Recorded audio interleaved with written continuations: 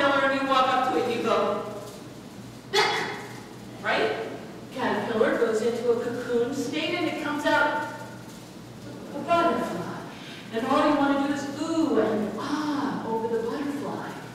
From yuck to ooh and ah. From caterpillar to butterfly. Metamorphosis. That's what Paul is talking about. When he's talking about unity in the body of Christ, and he's talking about what can happen to the body of Christ when it renews its mind, when it wakes up and smells the coffee of what it must do to be the body of Christ in the world. It transforms itself. We each transform ourselves, and we can be transformed by the Spirit of God. We can be transformed as individuals and as a community of faith. Example. Last Sunday, I had the privilege of deciding about what church I wanted to attend. And I decided to attend the church on the Cape. It was the church in Cape Porpoise, Maine. And it was the United Methodist Church in Cape Porpoise, Maine. And one of the reasons that I decided to attend this church is because my uncle told me this story about how this church had made a decision to decorate its narthex. The minister of the church had invited all of the lobstermen in Cape Porpoise to bring in a lobster buoy and hang it in the narthex of the church, in the vestibule, to decorate the vestibule of the church. Now, I don't know how many of you know what a lobster buoy is, but it's like a lobsterman's signature. Every lobsterman has his own buoys. It's like his crest, his family crest. You don't touch Herbie Hutchins' buoy. It is his buoy. It marks his lobster trap. The church made a decision to invite the lobstermen of Cape Porpoise to come and hang their lobster buoys in the narthex of the church. And do you know what that did? It reached out to the community and brought the community back into the church. In 1993, the church was down to about 25 people. They needed to make a decision to transform their life. And one of the ways that they did it was to reach out into the community and tell the community that what they did in and around Cape Porpoise was of value. That they valued the work of the lobstermen and the lobster women in that town. And they said, come and put your mark on the church. That church was packed. Packed. Filled to the brim. And it doesn't even hold as many as our church. There were at least 150 people in that church. And not only that, they had 50 voices in the choir. Not only that, they had 3 choirs.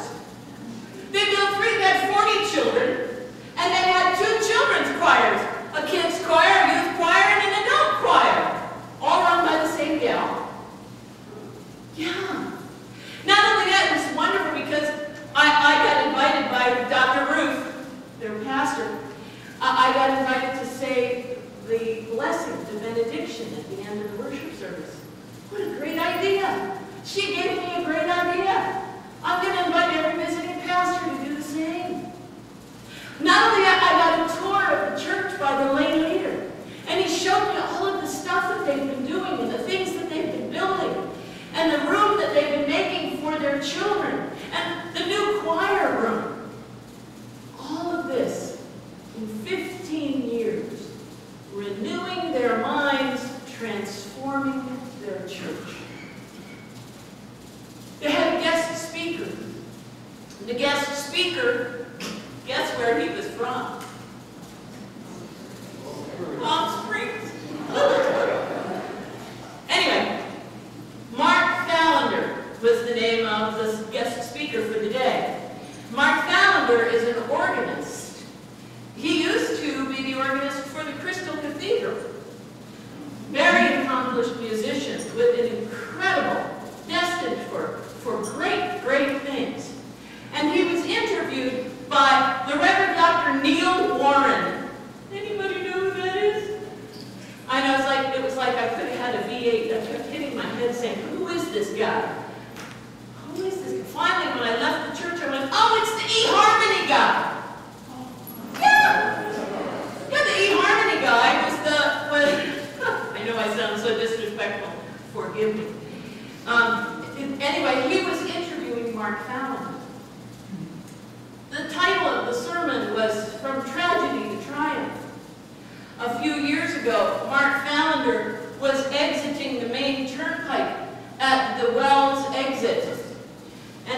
a car accident, and he lost his left arm.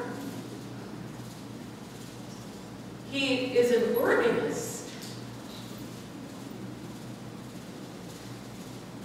The tragedy of an organist losing his arm would for most of us be, oh my God, well, he can never do what he was destined to do.